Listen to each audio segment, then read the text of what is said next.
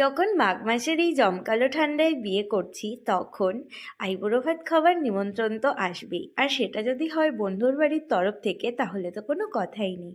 বন্ধু মানে আড্ডা মজা অনেক কিছু, আর সেদিন ছিল ম্যাজিক রানীর বাড়ি মানে দীপা আর অরিজিৎদার তরফ থেকে আইবুড়ো ভাত খাবার নিমন্ত্রণ।